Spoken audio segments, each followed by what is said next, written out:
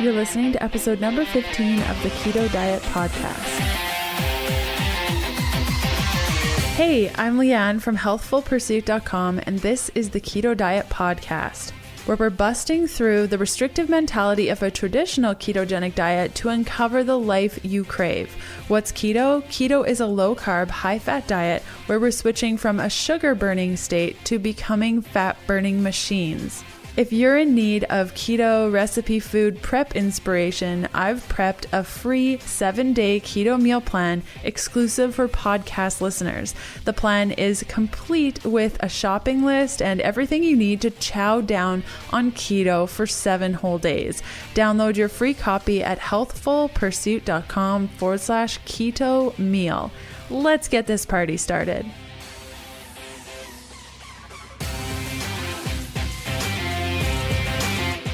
Hey guys, I hope your 2017 is off to a great start. If you're like me, I am catching up on all the podcasts and stuff I missed during the holidays. So hopefully you heard the last couple of episodes of the Keto Diet Podcast. If you haven't, you have a lot to catch up on. Lots of great episodes, including this one. I guess it's not totally the holiday season anymore, but if you're like me, January is a complete blur. So I hope you've given yourself some time to listen to your favorite podcasts and take some self-care time. Before we get started with today's episode, the awesome thing this week is cacao tea. I am re-obsessed with it. I used to love this stuff a couple of years ago and then I totally forgot about it, and it's back. I get mine from Bulletproof. I'll include a link in the show notes today. What I love about this is it's rich in antioxidants. It doesn't throw off my adrenals like a regular cup of regular coffee would do, but it's filled with theobromine, which is basically like caffeine's brother. That's, well, let's say sister, because I know there's a lot of girls listening. Caffeine's sister that's a little bit more calming, so it's not as uppity as regular caffeine-based coffee. It helps to maintain healthy serotonin levels for natural relaxation. It can be really good for sleep. It's delicious. It tastes like chocolate, but it's tea. It's great. I'm totally obsessed with it. I've been drinking it in the mornings with my little rocket fuel latte, and that's been really successful for me lately. So what we're covering in this episode are signs of hypothyroidism, how to test your thyroid, actions for healing your thyroid, and carb intake with hypothyroidism. The show notes for today's episode can be found at healthfulpursuit.com/podcast/E15. And let's hear from one of our awesome partners. The podcast is partnered with Vital Proteins, the leader in sustainably sourced collagen for a full, vibrant life.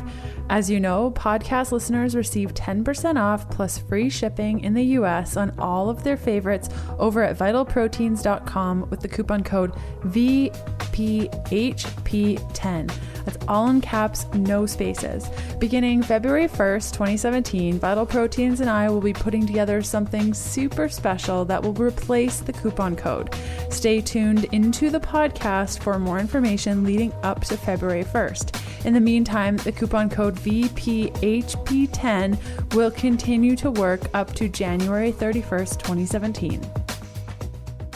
I have no announcements this week, so hopefully I'll have more for you next week. Just want to get to sharing this episode with you guys. If you have an idea for an episode for the podcast, or if you want to submit praise over and above the review, which you can leave by going to healthfulpursuit.com/review, you can email me at info@ketodietpodcast.com.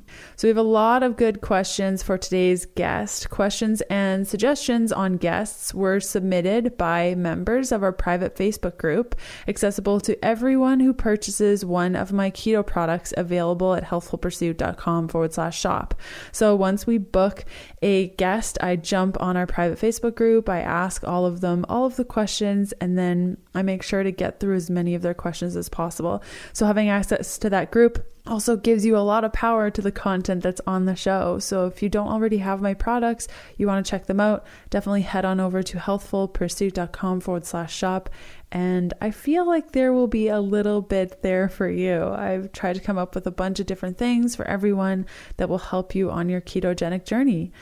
So today's guest, her name is Elle Russ. She's a writer, health and life coach, and host of Primal Blueprint Podcast. She is becoming the leading voice of thyroid health in the evolutionary health movement, also referred to as paleo, primal, or ancestral health.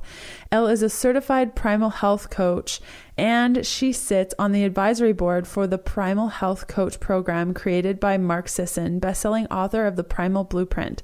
Originally from downtown Chicago, Elle lives and plays in Malibu, California. You can learn more about her at www.elleruss.com. Elle wrote The Paleo Thyroid Solution after consulting with over 24 endocrinologists, internal medicine specialists, and general practice MDs. But her thyroid condition was only getting worse, and nothing from doctors resembled a solution or even hope. Exasperated and desperate, Elle took control of her own health and resolved 2 severe bouts of hypothyroidism on her own, including an acute reverse T3 problem. Through a devoted paleo-primal lifestyle, intensive personal experimentation, and radically modified approach to thyroid hormone replacement therapy, Elle went from fat, foggy, and fatigued to fit, focused, and full of life. I love that Elle came on the show today. I asked her all of our questions. We didn't get to the reverse dieting conversation of thyroid, so I will have to find a guest to chat about reverse dieting. So that's still on the docket and very exciting, and also ties very closely in line with the thyroid conversation. But we went through actions for healing the thyroid, the types of medication that are best, what doctors we can work with, how to find doctors, groups for medication help and suggestions. And we chat about Hashimoto's and the baby steps that we can take toward healing our thyroid. So lots of good information in here. If you are metabolically challenged and you're frustrated, and no matter what you do, you're not losing weight and your metabolism just feels slow and you're frustrated with what doctors are saying to you or not saying to you, today's episode is going to be right up your alley. And I even got to ask Elle about her thoughts on the carbohydrate requirements for hypothyroidism, which is going around in the communities of paleo and keto and all sorts of things, talking about how carbohydrates are required for thyroid health. So I'm really happy that we got into that. And without further ado, let's get to this interview. Hey, Elle, how's it going today? Thanks so much for joining in. Thanks for having me. I'm excited to be here. Yeah. For listeners that may not be familiar with your work, why don't you tell us a little bit about yourself? Well, gosh, I don't know where to start. I'm a comedian and a writer first and foremost, and then sort of accidentally got into the world of writing, this nonfiction book and some other things. Some life problems showed up. I had 2 bouts of hypothyroidism in a decade, and had to actually fix it myself without the help of a doctor, which is sort of a rare situation, and, then lived to tell about it and then wrote a book for everybody, because the book that I wrote was the book I needed to find myself when I was going through this. So an accidental foray into the world of paleo primal health. It was never an intentional thing, but just a wonderful gift, because it really changed my life. So then to be able to help other people is really where I'm at right now. And I host the Primal Blueprint Podcast, which is the podcast that Mark Sisson, the best-selling author of the Primal Blueprint, started a couple of years ago.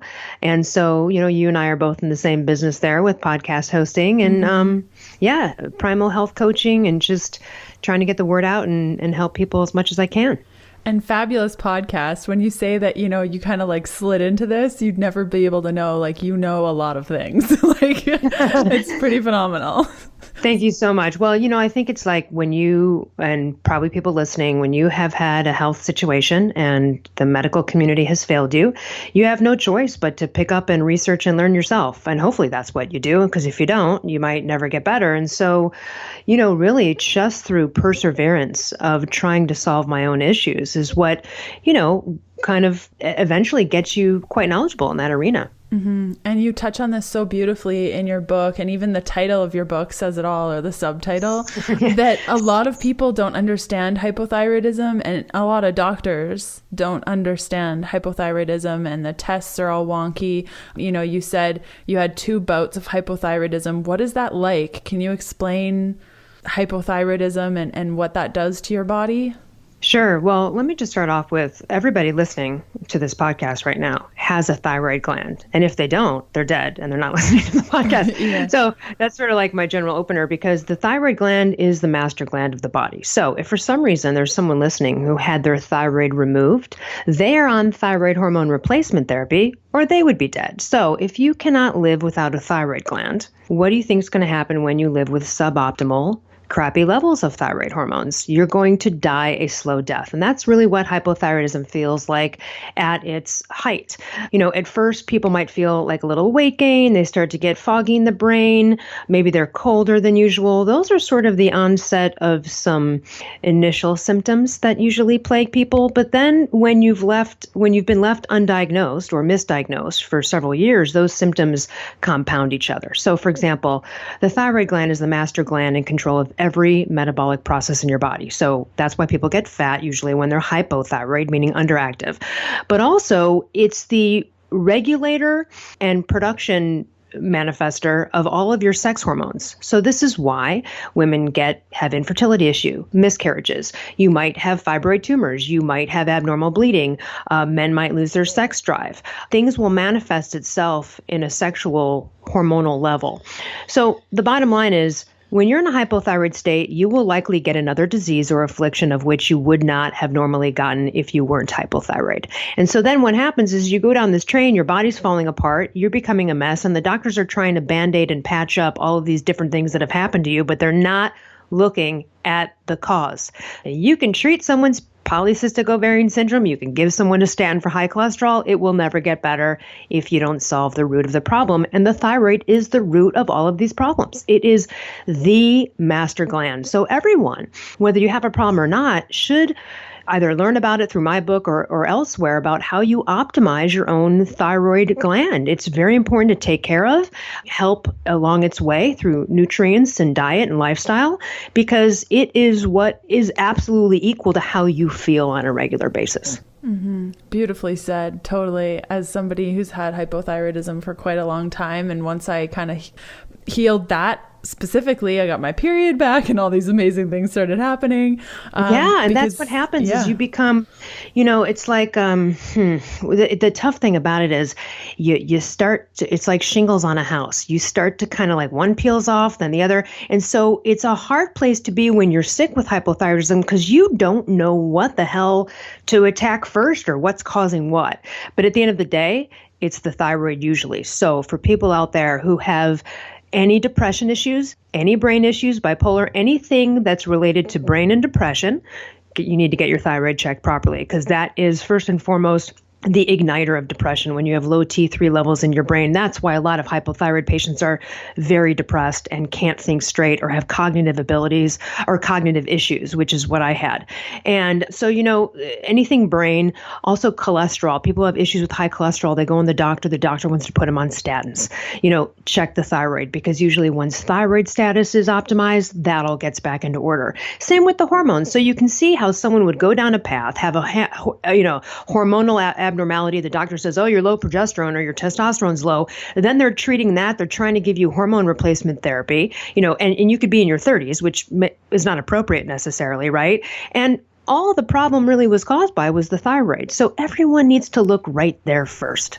Yeah. And I know for myself, when my thyroid is a little bit wonky, I get not depressed, but just like I'm off and I'm not necessarily all that happy. And then I'm like, oh, wait a minute, I need to take care of my thyroid. That's a good sign that I'm not taking enough time to nurture that. So that's a really good point. The podcast is sponsored by Paleo Valley 100% grass-fed beef sticks, my new favorite gut-friendly clean protein snack. There are tons of new snack options on the market today, but nothing quite like Paleo Valley's grass-fed beef sticks. They are made from 100% grass-fed and grass-finished beef, which is really rare. Contains all organic spices, are all free of dyes, and are also carb-free, GMO-free, gluten-free, dairy-free, soy-free, and contain 0 grams of sugar. But the big reason these beef sticks make me do the happy dance is that they're fermented. Yes, just like fermented vegetables. As a result, each beef stick contains 1 billion naturally occurring gut healing probiotics. They're super convenient, delicious, and great for your gut, so don't miss out. Exclusive to our listeners, Paleo Valley is providing 20% off all orders for a very limited time. You'll also be given first dibs on their brand new, insanely delicious garlic summer sausage and summer sausage flavors, just like healthy mini hickory smoked sausages. Get your fermented 100% grass-fed beef sticks for 20% off by going to paleovalley.com/keto. Load up your cart and the discount will be automatically applied. Again, that's paleovalley.com/keto. Now, you mentioned getting your thyroid checked properly. What does that mean? Because a lot of people will say, well, I'll just go to my doctor and, get my TSH checked. And if that's good, we're fine. Yeah, this is a real big problem. I know. So I'll let everyone know right now, and they can go back and listen to it, or you can put it in the show notes. But I want to give everyone just a quick, comprehensive rundown of what you're going to really need if you want to assess the thyroid properly. And that is TSH, free T3, that's free as in freedom, free T3, free T4, reverse T3, and then 2 Hashimoto's antibody tests. One is called TPO-AB, and the other one is TG-AB. Those 5 tests right there, 6 tests. Those are a great comprehensive panel to assess your thyroid. Now, there's related ones as well, which are as important, but if you can only do those that I just mentioned, that's a good start. The others that are related are vitamin D, 25-hydroxy, and B12, homocysteine, DHEA sulfate. If people have issues with losing weight, which is hypothyroid related, but sometimes even if you've gotten on thyroid hormone and you're doing well, the problem is that often people become insulin resistant while they're hypothyroid, which happened to me. So then, you can get on medication, or I should say just thyroid hormone replacement. You're doing well, you're feeling great, life is awesome, but now you're still fat. And so that's the time to check the HbA1c. And that's a 3 months glucose tolerance test. Anything above 5.2 should say, hey, you need to watch your carbs. Anything like I had one at like 5.7, which was very indicative of like a pre-diabetic insulin resistance issue. So that's something that if people have already gone the whole mile and gone down the healing process, but then all of a sudden this weight is still an issue, then that's when I would check HbA1c. So that's a pretty good, now, of course, there's so many other factors involved here. If you have candida or you have poor gut health or all of these other things that can contribute to hypo-like symptoms, you need to clean up everything at the same time so that you can eliminate where are these symptoms coming from. And, sometimes it's food related or Epstein-Barr or candida. So that's why it takes a full overhaul. Because when you're in a hypothyroid state and then you're trying to fix it, you can use medication, but if you are not addressing all these other issues, then the medication you're taking is not going to work as well or may never work.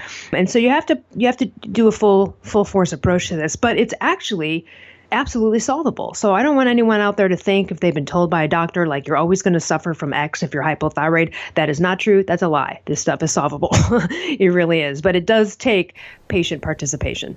Yeah. And why does this happen? Like you mentioned, candida can cause a little bit of issues, but I know in your book you chatted about, the low fat diet, working out a lot can also cause hypothyroidism. What sort of activities are people engaging in where this is happening constantly? Like everyone has hypothyroidism, it seems. Right. No, it's an epidemic. I mean, listen, 25 plus million Americans have it. 60% are undiagnosed, 200 million people worldwide. So it's brutal. And 1 out of 8 women will get it in her lifetime. It's disproportionately a women's disease. So it's a tough thing. Here's the comparison, really. Most doctors, the majority of doctors who don't know how to test, how to assess what they're doing, it's because they're relying on 30, 40-year-old protocols they learned in medical school that are now outdated and wrong. It's as outdated and wrong as someone 30 years ago would say, ooh, don't eat the fat off of that steak, it's bad for you. We know saturated fat does not cause heart disease. Period, end of story, the research is out. Well, it will cause heart disease, though, in the presence of a high-carb diet, right? If you're eating a high-carb diet and your body's busy processing all the sugar and carbs, then yeah, that fat you eat off the steak might go to clogging your artery, right? Versus being burned as fuel. So just as that's an old paradigm, and we know that now, it's the same with this thyroid stuff. People have just not caught up, and the doctors that have are usually the functional medicine doctors, the anti-aging doctors, the osteopathic doctors that often don't take insurance or charge more, and people just aren't seeking them out, but they should, because endocrinologists are classically the worst doctors to go to for thyroid health, even though they should be the experts in it. They're very rigid, and they're not even testing the things that matter because they're too indoctrinated and entrenched in an old paradigm that has since been proven false by the majority of the doctors that know what's up, who are treating the patients coming from the endocrinologists who are still complaining. And that's how it works. It's the difference between finding a doctor who geeks out on medicine, is interested in learning and finding an answer for their patient, or going to a doctor who's entrenched in 30-year-old protocols and fears that have since been proven wrong. Do you know what I mean? Totally, I know what you mean. I want to go to the doctor that's geeking out and really interested in helping his patients. And those are functional medicine doctors. The doctor on my book, Dr. Gary Forsman, who is an integrative primal doctor, he spends a minimum of an hour with everyone. And everything's so individual as far as what tests he might have for me versus someone else. So if unfortunately, the other part of this is that the overall, I guess I should say, philosophy that a doctor is going to help you. And people need to step up and realize that just because someone has an MD from Harvard or Yale does not mean they know what's best for you, or that you don't even know more about them about a subject. I shouldn't know more than some endocrinologists about thyroid health, but I do. Why is that? That's not right, is it? That doesn't seem right? Because I didn't go to medical school. So everybody has ability to research out there. There's information out there, starting with my book and other websites and areas. But people need to step up and start to learn about what they have. I know too many people, the majority of people I know that are already on thyroid hormone replacement. If you ask them what it is or how it works, they have no idea. They could not describe to you what it all means. That seems a little dumb, doesn't it? I've been a victim of that myself. I trusted doctors and then it got nowhere and then had to step up. But that's another main message in my book. You have to participate. You have to do your own research. You have to help your doctor doctor you. Yeah, definitely. And do you have tips on how to find a doctor that could work with you? Like I have, if I call them and they're quite open to chatting with me about things, that's a pretty good indication. If their first initial appointment is over an hour, that's also a good indication. Like, do you have some tips and tricks on how to find these doctors, like functional medicine doctors and such, that could be helpful? Yeah, well, there's definitely, resources on the web. Anyone can look up, even A4M, anti-aging doctors, look up functional medicine doctors. You can go to middlepathmedicine.com, which is the doctor on my book's website, look up his credentials and then try to find someone with similar credentials, One of the things, and I talk about this in my book because I talk about the mistakes that patients and doctors make. It's important to pre-assess what's happening before you go in there. So you might want to call and say, does the doctor prescribe these various forms of thyroid hormone replacement? Do they test free T3 or do they just test TSH and T4? You can ask some questions about like, what do they test and how do they treat? Are they open to these different medications? Oftentimes, endocrinologists are only going to prescribe Synthroid, which is a T4 only thyroid hormone, and they are not going to prescribe anything else. So that's pretty much what you're going to get when you go to an endocrinologist. You really want to go to someone who's familiar with all of the forms of treating hypothyroidism. That's T4 only, which is Synthroid brand name, or T4, T3 combination synthetic. Preferably a doctor who knows how to compound T4, T3 is probably going to be more knowledgeable than others, because if they've gone down that road and they are able to specifically compound down to the microgram for a patient, then they're probably pretty savvy. So, you can ask those questions. Does the doctor know how to compound medication?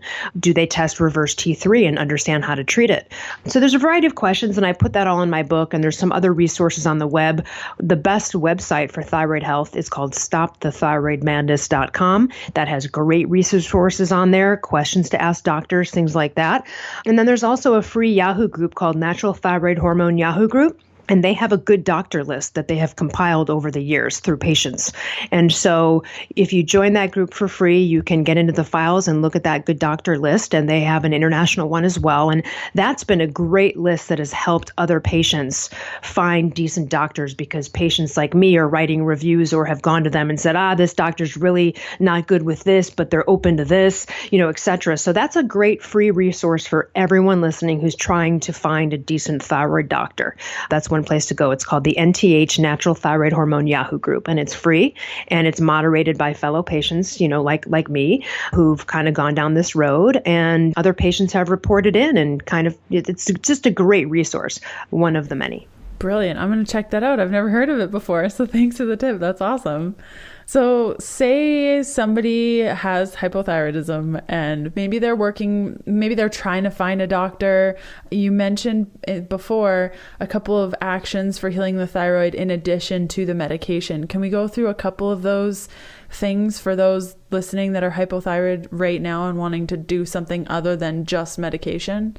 Sure. Well, if someone's hypothyroid right now and they want to try to avoid going on thyroid hormone, which, by the way, I just want to share this one point. I do have a lot of people who've contacted me and they're like, I don't want to go on thyroid hormone. They're trying to avoid it because they're somehow scared of it. And I just want to tell everyone out there, there's nothing to be scared about thyroid hormone replacement. It's giving your body what you don't need. You'll die without it. So it's not like some crazy medication that's manipulating your system, like all of the ads we see on TV for these crazy medications, right? It's not like one of those. So I just don't want people to be fearful of it. But if someone's out there and they're like, hey, I really want to avoid this and I want to try to turn it around naturally. Number one, selenium. Selenium is really important for the thyroid and converting the thyroid hormone. So taking 200 to 400 micrograms per day total of selenium is something everybody can do to help their thyroid status. The other thing is adopting a paleo-primal lifestyle. You don't even have to read my book to figure out what that is. You can go to Mark's Daily Apple or primalblueprint.com and do enough research on this topic to see what that means.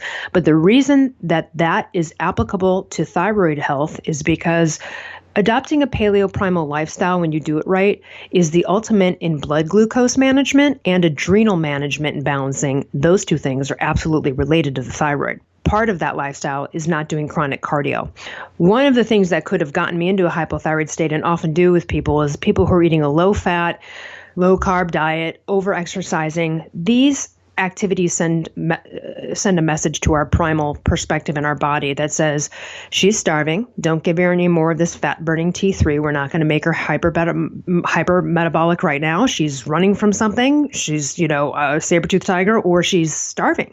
And so calorie restriction, particularly when it's in a low-fat, low-carb paradigm, and eating every 2-3 hours and being on a sugar-burning hypoglycemic treadmill, those things absolutely will affect thyroid status. So to adopt those principles and the lifestyle part of paleo-primal is really important as well. And then the other component is food. And that, when it comes down to it, sugar, dairy, and grains are huge triggers of inflammation, and also grains, particularly a trigger of Hashimoto's. So when we talk about autoimmune thyroid issues, diet is key, but also same with other patients, because healing the gut is a big part of also thyroid issues. There's so many things that can happen in the body that can throw a thyroid off. That could be a SIBO, bad gut stuff, candida. It can be anything that's inflammation related, because again, when you have something going on like that, even Lyme disease or a car accident can shake someone into a weird thyroid status for a while. Because think about it, your body's been traumatized in some way, whether it's from a food assault or whether it's from a car accident, and the body doesn't want to become hypermetabolic in those states. It wants the body to fix and work on the inflammation and all the other things going on. It's not going to allow your body to produce and pump out a high metabolic fat burning hormone, which is T3. And that is why people who are hypothyroid get fat, because they have low T3, therefore can't burn fat. People who are hyperthyroid, who have overactive thyroid glands, their hearts are beating fast, they're sweaty, they're pooping all the time, and they're skinny. And they can't gain weight. And that's the other side of it. So this is a Goldilocks situation. But hopefully that gives a good picture of, how things can go wrong. And living a paleo-primal existence along with some supplementation and getting vitamin D levels up is very important. Vitamin D should be between 70 and 90. Ferritin iron storage is huge. That is a big test I forgot to mention earlier. That should be between 50 and 100. every woman should probably get that test because we are menstruating females. And oftentimes, if you exercise, you lose more iron than most. And ferritin is absolutely related to thyroid status. So even something like as dumb as iron being low can throw off your thyroid. And it can be a really dumb fix, like just taking iron for a couple months. Some of these things are really dumb and easy. So it's worth adopting all of them and trying and sitting there for 8 to 16 weeks to see if you have self-corrected and get retested again before going on thyroid hormone if someone wants to try to avoid it. So sorry, that was a long answer to that question. Hopefully I got all the components. You got all the things, so many things. I'm like, oh, put a pin in that, put a pin in that. So one of the pins was Hashimoto's. Right. How do things change with Hashimoto's? Some people, like the grains and dairy, we know, no good. Like if you have Hashimoto's, do not do that. No good. Are there other things that people need to be aware of if they have Hashimoto's versus hypothyroidism? Yeah, well, Hashimoto's is a form of hypothyroidism usually. And so what happens is it's not really a thyroid problem. It's an autoimmune problem that affects the thyroid. So that's the same with type 1 diabetes. The autoimmune system gets something wrong. It makes a mistake and it starts to attack something it thinks is foreign, and that's the mistake it's making. So in the case of like type 1 diabetes, it's attacking the pancreas, right? And then so that's the mistake it's making. In Hashimoto's, the mistake is that it attacks the thyroid gland. So here's the deal. For people with Hashimoto's, number one, if it's caught early, you really have a great chance of reversing it and staying off a thyroid hormone and being good if you attack it from a whole food, whole life approach, because the food and components really do affect Hashimoto's. They are absolutely triggered by grains and other inflammatory factors. So that it's good news there. Like if you're a teenager, your daughter just, got diagnosed with Hashimoto's, if you change things around really quick, you might be able to nip that in the bud, so that's the good news about it. The bad news about it is that the presence of antibodies equal inflammation. And so there's 2 antibody tests for Hashimoto's. One is seemingly more problematic than the other. But here's why Hashimoto's is important to look at.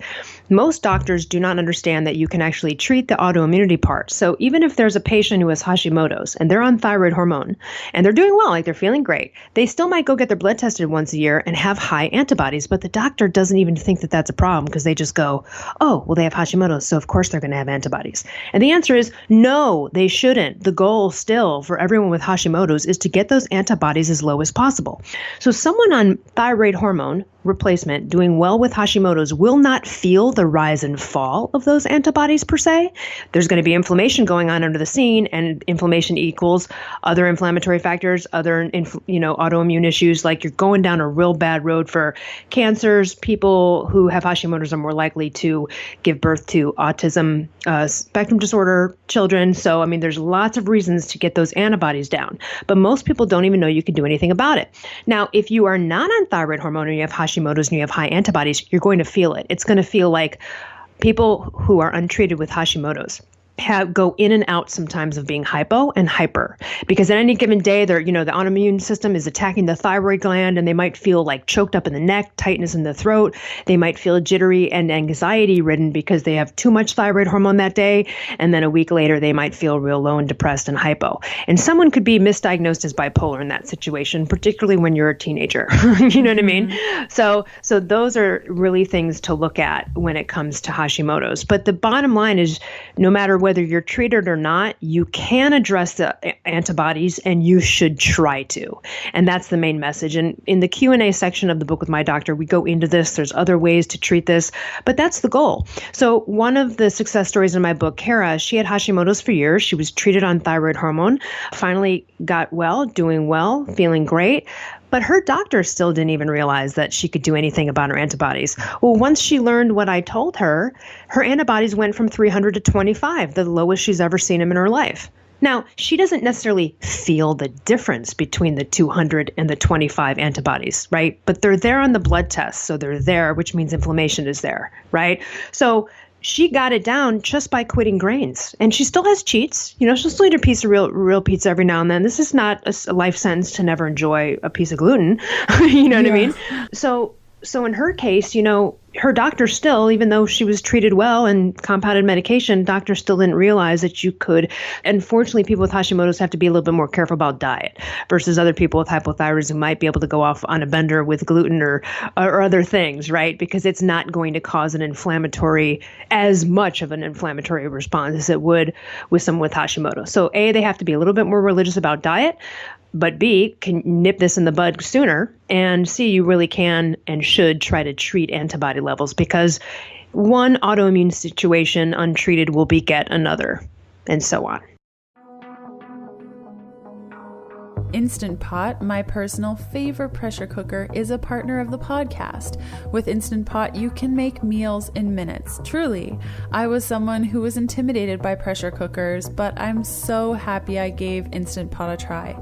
It makes rich bone broths, hearty stews, and epic dishes just like your slow cooker does, but a lot quicker.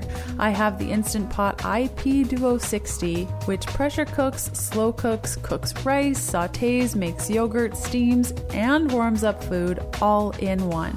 As an exclusive for Keto Diet Podcast listeners only, Instant Pot is offering everyone $50 off any Instant Pot of their choice. Simply go to instantpot.com, find the unit that best suits you, and use the coupon code KETO, that's all in caps, no spaces, for your $50 discount. And you mentioned previously about blood sugar levels and carbohydrates. So there's a camp of people that say when you have a thyroid condition, you need a lot of carbohydrates. And then there's another camp that says like a ketogenic eating style or low carb or even a low carb paleo approach is the way to go. Can we talk a little bit about carbohydrates and the thyroid and whether it's necessary? Yeah, I'm glad you brought this up. Yeah. I would love to have a group discussion with everyone in this community who has talked about this, because there's been a lot of misinformation. Okay, so number one, people have said that, well, there's been studies where when someone goes ketogenic, their levels of T3 lower. Okay. First of all, you have to understand that that is a broad stroke claim that has a lot of nuances to it. Number one, was the person who went keto and their T3 levels lowered, were they already in perfect thyroid health to begin with? Do you know what I mean? Because if people approach a paleo primal lifestyle because they're gaining weight and they're already hypo, I don't know that a ketogenic state is going to like fix that right away. Do you know what I mean? Like just going keto is not going to necessarily change hypothyroidism onslaught, right? The other thing is there's so many factors in gut health. Also, do those lower T3 levels affect the person? Like, are they still hypothyroid? When you're in a ketogenic state, you're usually, if you've gotten there the right way, and you didn't just do it from going from a SAD diet and being obese to ketogenic right away, but let's say you've gotten there slowly.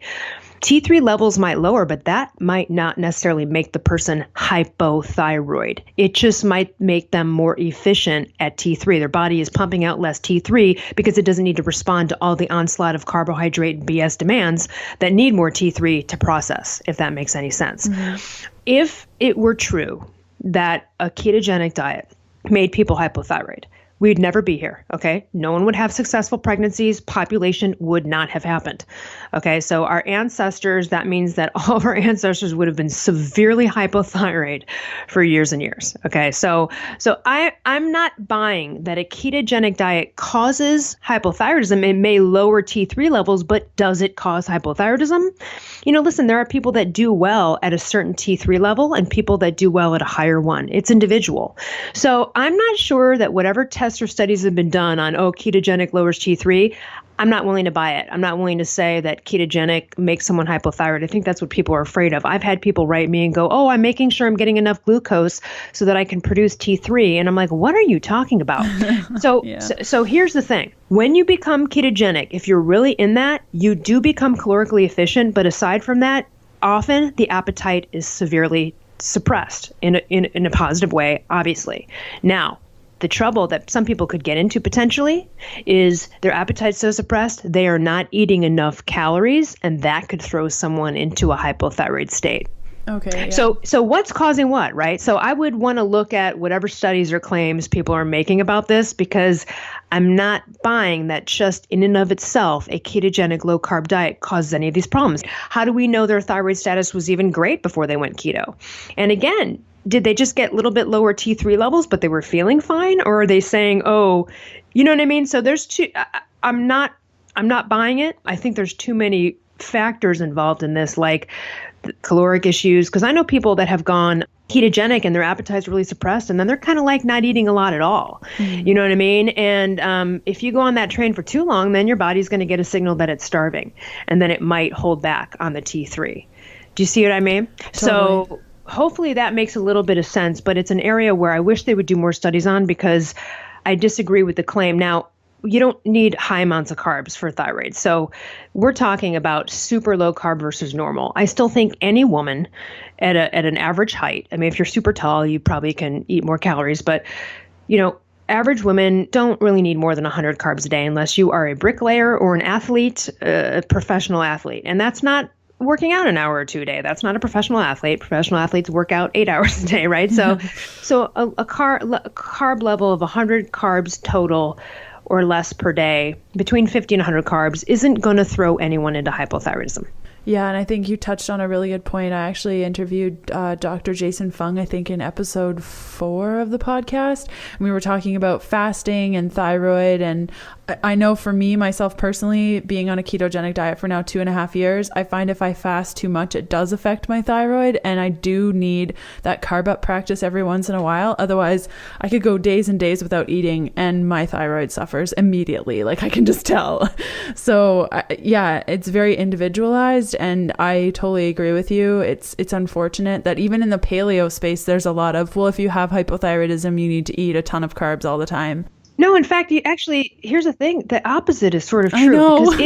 Because here's the thing. I want to say, if you've had hypothyroidism and you've suffered and then you're on the road to getting better, most likely you have crappy adrenals or severe adrenal fatigue and insulin resistance, because when you're in a hypothyroid state and you don't have thyroid hormones for energy, you have your adrenals are outputting too much, you are craving carbs and sugar. It's almost impossible to be in a hypothyroid state and not eat like crap.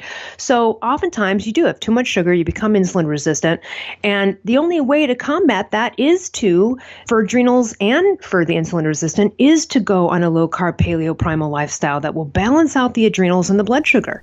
Do you know what I mean? Mm-hmm. So almost everybody coming off of a hypothyroid state could benefit from a lower carb paleo primal lifestyle. Word. Drop the mic. Exactly. So you mentioned thyroid hormones and them helping you with fat burning. I've had a lot of questions from people because this is a ketogenic space and all the women listening are on a ketogenic diet. How can you burn fat when not being ketogenic? How does that happen? How does that work? You, as long as fat is used as your primary fuel source, you don't have to be ketogenic in order to burn fat. Mm-hmm. It's really the macros. So for example, like being in a ketogenic state will help anybody burn fat faster and quicker, right? That's for sure. But you can still be a normal metabolic human being burning fat like a normal person who doesn't have to go keto. Some people don't have to go ketogenic because their pancreas, insulin, their whole process, metabolic machinery is working right. The way to make that happen by going paleo primal is because it is a high fat, low carb, moderate protein lifestyle. You are switching off all of the switches that were dependent on glucose. And once you get beyond that for a month and you've trained your brain and your body to burn fat as its primary fuel, then it doesn't really matter if you are keto or not. However, if you're trying to burn body fat, like excess body fat, then there are some adjustments you'll have to make. So for example, you can get fat on a high fat, low carb diet. In fact, you could kind of get fat on a ketogenic diet. If you just overate fat, that some of that would go to fat. You'd still probably feel good and have all the benefits of a ketogenic diet, but you still could probably overload your system. So I think if people are trying to burn body fat, it's key to personalize your fat intake. Like, for example, I've made many mistakes here.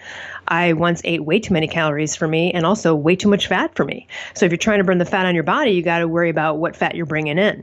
Do you know what I mean? So there are some adjustments, and I think it's got to be personalized, particularly for women, because, women would be like, oh yeah, bulletproof coffee. Well, you might have a 400 to 500 calorie cup of coffee. That could be half your day as a woman.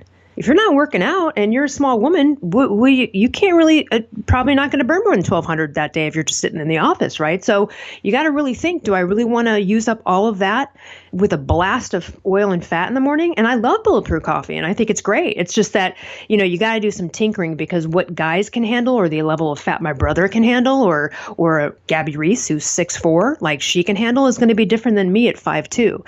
So unfortunately, this takes a lot of like personalization and tinkering, as you probably know. Yeah. And so you don't have to be keto to be a fat burner. You just have to have fat as your primary fuel source. And you know that by the way that you feel.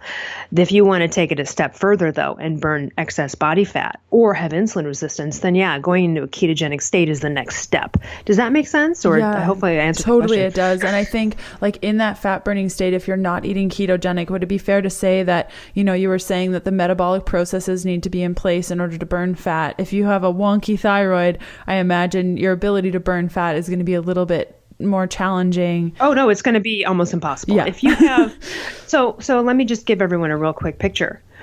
I'm 5'2". Before hypothyroidism hit me, I was 17% body fat and between 110, 115 pounds. That is athlete level of body. Okay. That's like shape model, kind of like, you know what I mean?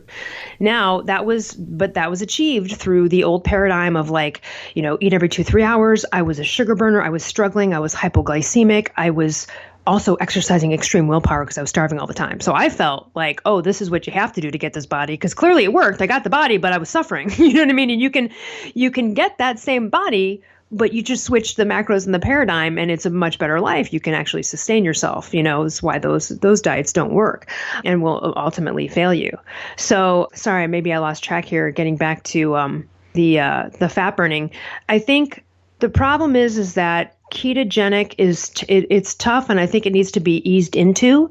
I think more than often, I think women are going too much by, and I was guilty of this, percentages or macros, or making sure you get your daily. And you know what? It's got to be individual. There are some days when maybe 800 calories is fine enough for me, and I'm really not hungry.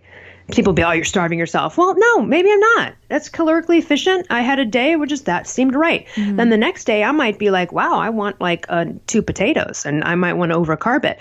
And it becomes intuitive over time. And that's what's great about it. It's just the tough part is when you start on the train, people want to be told what to do. You've got to get out of the sugar burning paradigm. It takes some willpower. It does take some kind of calculation and counting carbs. And then, as you know, once you're in it, you kind of know what you're doing. You can eye it. You kind of know what things are, and you go by what you feel, and you know what too much. You've probably experienced this, right? Where you know how it feels when you've eaten too much fat. Yep. It feels gross. It feels gross, and then you go, ugh. So I think that people don't want to hear that when they want to be told what to do. Just tell me what to eat, and you're like, well, what I tell you to eat this week then might be too much food for you 3 weeks from now when you become more calorically efficient, because the metabolic machinery is changing. Yes. And then you add your period onto that. And like, it's just like, I know right before my period, I'm so starving. Like I could just eat all of the foods. Like I just need more food in my body. But once, after that, I'm pretty good. Like there are days definitely where I'm not even hitting 1,200 calories, but then there's days where I'm probably over 3,000. Like that's right. And that's the beauty of it though, right? Is that you can have a good kind of pig out day like that. Mm. And it doesn't ruin your whole world and put you 2 steps backwards if you're on the train. And so it is individual, and it becomes intuitive. And I think that's what's fun about it, because it's like this, you are entering into this new relationship with yourself, right? And this communication with your body and yourself. Now, I will say this, if you're hypothyroid and screwed up, there's not going to be any intuition. Appetite's going to be off. Everything's going to be off. You're not going to be able to burn fat. Even if you went ketogenic, that probably wouldn't work. It wouldn't work. Just hypothyroidism is hypothyroidism. If you don't have those levels to burn fat, it's not going to happen. So I don't suggest anyone try a high fat diet if they are seriously hypothyroid, because that fat's probably not going to get processed. You know what I mean? But it's a good place to go to head down the path. So if you're hypothyroid, maybe start the path of cleaning out the kitchen, cleaning out the grains, cleaning out stuff, getting carbs under 150 a day, preferably around 100 if you're a woman, and slowly start to assist your body in that metabolic machinery, even though it might take you getting on thyroid hormone to fully get there, but you can still start the process, and everybody should anyway. It's sort of the best anti-inflammatory longevity strategy you could adopt, right? Yeah, I think those steps are really key. And that's something that I did as well to get my hypothyroidism under control. And then once I was feeling really great, keto came very effortless to me. And now even my keto approach is very whole food based. Like you won't see any cheese or dairy in any of my situation, because it also inflames my thyroid, inflames my entire body. So it's important to, like you said, to know your body. And I agree with you. There's not a lot of conversation around women and this sort of eating style, like at all. For example, if I drink a bulletproof coffee every day, I will be a hot mess. Like it's not a thing. But what's especially wrong? Depends on what you think of bulletproof. Like some people are putting 2 tablespoons of butter, 2 things of MCT oil. So now we're really looking at 400 calories of fat in your. My God, what do you? So much. It's maybe so one much. pat of butter, guys, and a little sprinkle of MCT oil. You don't need to do like what? Totally. Like what's wrong with just putting, usually I do a teaspoon of a couple of different fats and it equals like a tablespoon. And then I'll have that for like breakfast and then I'll eat a couple of hours later. And sometimes I'm like, I wake up and for example, this morning, I was like, I need to eat right now. So it's nice to have that variability, but you're so right. In any sort of quote unquote dieting space, when we're following a protocol of any kind, it's like, no, this is what they tell me I need to do. This is what I'm sticking to. No ifs, ands, or buts about it. And I see people hitting a wall every single time and getting frustrated. And it's just because the eating style they're trying to achieve may work for them, but it needs to be tweaked. Yeah, it's almost like too much of a rigid approach. I mean, and I know you know this, but this is the calls I get from my friends who have gone paleo, primal, low carb, and happened to me the other day. My friend called me and she was like, oh gosh, you know what? I love being paleo primal. Can I just say I went the entire day, didn't eat, had 15 meetings, blah, blah, blah, blah, blah. It's only 3:00 now and I'm totally fine. And I'm starting just to get a little hungry. And that's an amazing sense of freedom. I had that happen to me the other day. I literally went on an 8-mile hike, okay? And all I had was a cup of bone broth. I didn't even have any like fat, okay? I just had a cup of bone broth that morning. Went on an 8-mile hike at 8:30 in the morning. After the hike, my friend, who's kind of a sugar burner, she was like, are you hungry? I'm like, no, I'm not. I'm really not. And then I literally didn't eat until 3 or 3:30 that day. Amazing. That sounds crazy to people. They're going to be, how did you? Because I was completely sustained. My body was fueling itself off of ketones and fat. There was no suffering whatsoever, not mentally, not physically. In fact, those are the moments that know you're on the right track, because it feels crazy after something like that to go, I actually could walk another 5 hours. Like I'm not even tired. My brain's working great. Like it almost feels like this shouldn't be happening, right? Because it goes against what we all kind of think and know. And if you're listening out there and you're thinking, oh, it's possible, I could never do that. No, you could. And that's how we're designed. We were designed to go that long, right? We were designed to hunt and gather and be able to go days without food and not have drops in mental or physical energy and performance. And that goes right back to the primal blueprint, how we are mapped out as humans, and that's what our genes expect of us. Mm-hmm. That's why it sucks so much, and it's such suffering to be on a hypoglycemic zone, South Beach, eat every 2-3 hour train. Ugh. That's why it doesn't feel right. It's exhausting. Right, and what living being in this world do you know that has to eat every 2-3 hours? They're going to freak out. Are you kidding me? Dogs can eat once a day or go days without. You know what I mean? There's not any other animal or living being that has food disorders. We are the only ones. And it's because we've gone so far away from how we're designed. Once you get back into that, then these freedoms and being able to go all day or just not even think about food, that's the freedom, is not thinking about food. And anyone listening who's a food addict or struggling with that, this is the way to fix it. It's kind of the only way to fix it. Yes, totally, completely. That was my experience as well. Once you're free from food, you don't have to think about it. You don't have to stress about it. You don't. It's quite a freeing and amazing feeling. It really is, because it feels crazy to think about food all the time. And I've been there and I know what it's like. And I want to say to anyone listening, there is an end. It's not like, oh, you're cursed. I used to think I was cursed. I was like, why do I have problems? Why am I thinking about food all the time? I don't see other people struggling with this. when is this ever going to go away? Like I was afraid for myself. I almost went to Overeaters Anonymous at one point. I talked about that in my book. I thought it was something inherently wrong with me. And everyone listening who's got this problem, you just need to know you accidentally, unbeknownst to you, switched yourself into a sugar burning state that begets food and sugar issues and makes you crave that stuff. You take the time, just 21 to 30 days to get off that train and onto this one, you will banish those obsessions forever, and your life will be so free. I still to this day so grateful for that. Yes, as am I, completely. Thanks so much for coming on the show. That went so quickly. I can't even. I have so many more questions for you. Where can people find more from you? I know you mentioned at the beginning, but feel free to share more things. Sure. Well, if you want to find more about me, you can go to elleruss.com. That's ELLERUSS.com, or Instagram, Facebook, and Twitter _elleruss, or Paleo Thyroid Solution. And if anyone's interested, you can check in on our podcast, the Primal Blueprint Podcast. We do new episodes every Wednesday morning that are uploaded. And yeah, anyone feel free to reach out. And the book is called The Paleo Thyroid Solution. It's available at Barnes and Nobles or Amazon.com, and it's really cheap and an easy resource, and meant to be served as sort of a Bible and a manual for people who are on the road to recovery here. And it's fabulous. It's so good. You need to grab it, everyone. I'll include links to everything that Elle just mentioned in the podcast notes, which you can find at healthfulpursuit.com/podcast/E15. And thanks so much for coming on. Thank you so much for having me.